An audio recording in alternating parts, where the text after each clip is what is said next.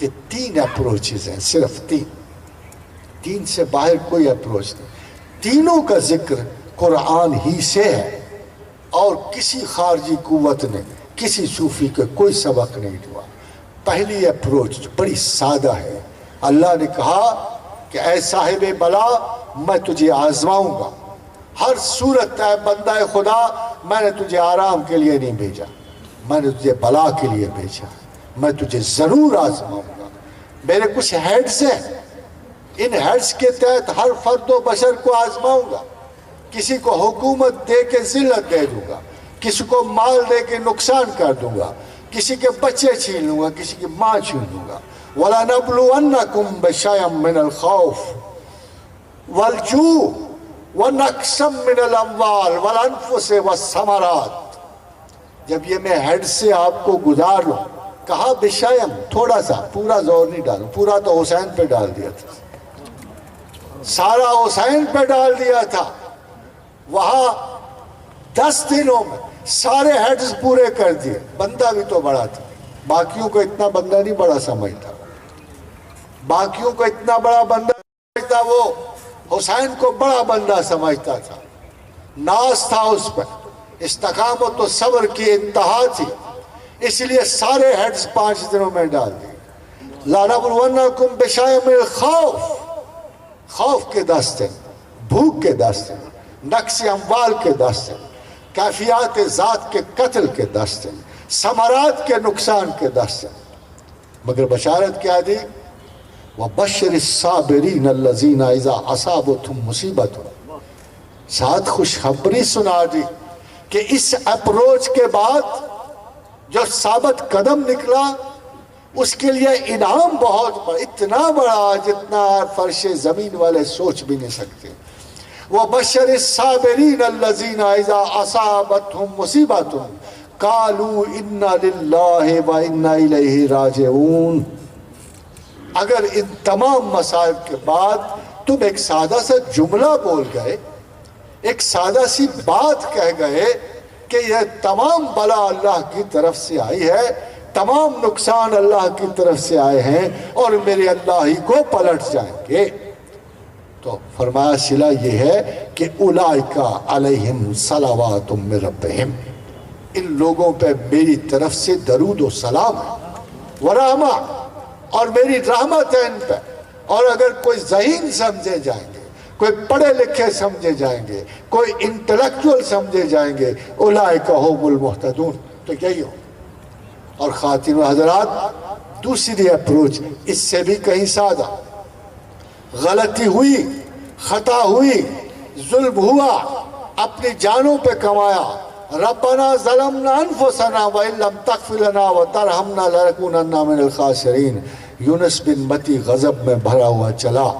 وظنون اذ ذهب مغاضبا فظن ان لن نقدر، تو خیال کیا کہ ہم پیغمبر ہونے کی وجہ سے اس کا حساب نہ لیں گے، اس پہ آزمائش نہ ڈالیں گے. پھر ہم نے اسے ظلمات میں گھیرا. فنادا فی الظلمات، ہم نے اسے اندھیروں میں گھیرا، گپ مچھلی کے پیٹ میں گھیرا، امید کی کوئی کرن نہ چھوڑی، گنبد بے در میں گھورا، نہ کوئی دروازہ دریچہ، نہ کہیں روزن ہے. ایسے حال میں پھر اس کو اپنی غلطی کا احساس ہوا.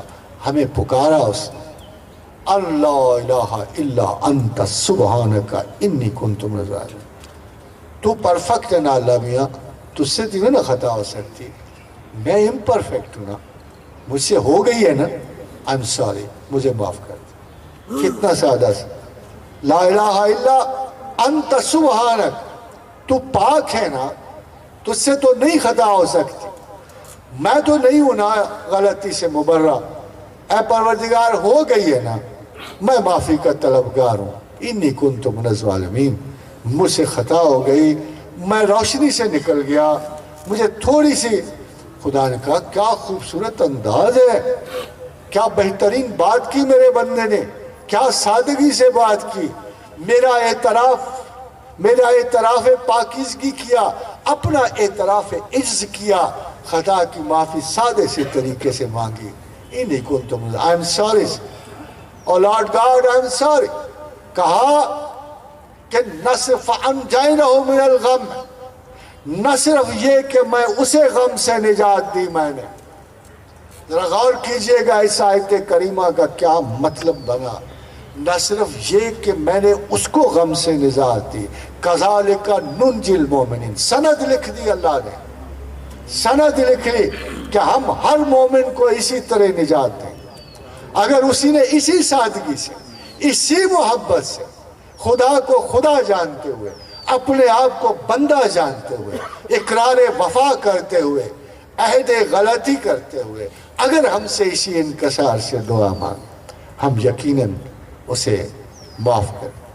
اور خواتین و حضرات، تیسرا وہ کلمہ ہے جو متقدمین کا ہے، متاخرین کا ہے، صاحب ہمت لوگوں کا ہے، جنہوں نے خدا کے لیے قوت و ارادہ کو ترک کیا، جو بزرگ و برتر کو اختیار سونپ گئے، انہوں نے زندگی کے تمام مسائل کو اللہ پہ چھوڑ دیا، افوض امری الی اللہ، تمام امور اللہ کو سونپے، ان اللہ بصیر بالعباد، بلا شبہ وہ اپنے بندوں کو دیکھنے والا ہے۔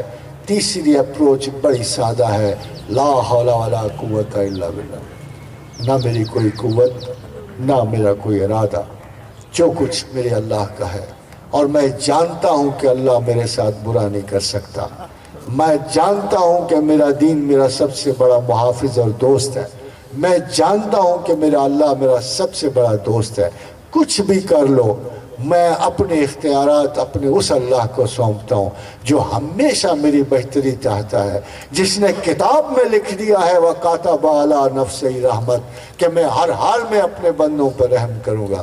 خواتین و حضرات، یہ تمام اسباق اگرچہ میں جستہ سید حجویر کے ذکر کے ساتھ منشن نہیں کر سکا، مگر وہ ایسا مرشد ہے کہ تمام تعلیم، تمام علم اگر ایک طرف چھوڑ دیا جائے اور صرف سید حجویر کے انالیٹیکل پروسیسز کو دیکھا جائے تو سب سے بڑا پرابلم اپنی کم تعلیمی بنتی ہے۔